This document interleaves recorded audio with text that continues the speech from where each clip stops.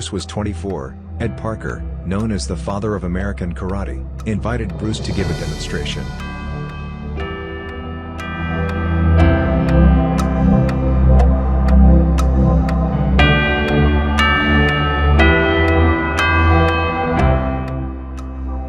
Bruce shows off his 1-inch punch, and his 2-finger push-ups.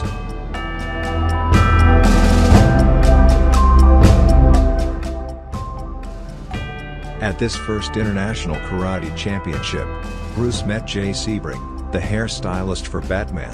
Sebring then gives a film of Bruce's demo to Dozier, who is impressed at Bruce's superhuman abilities.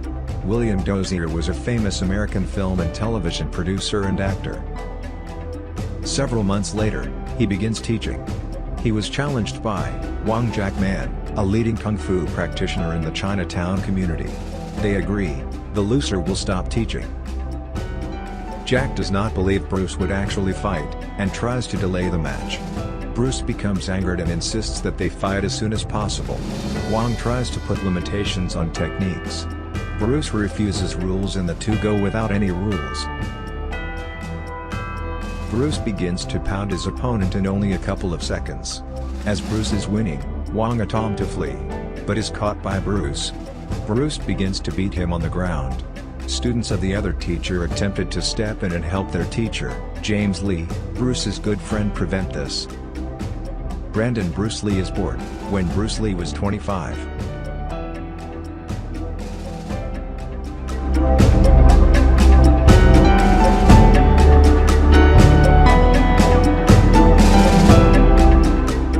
Week after that, his father passes away in Hong Kong. Bruce returns to Hong Kong for his father's funeral. As tradition dictates, in order to obtain forgiveness for not being present when his father died, Bruce crawls on his knees across the floor of the funeral home towards the casket.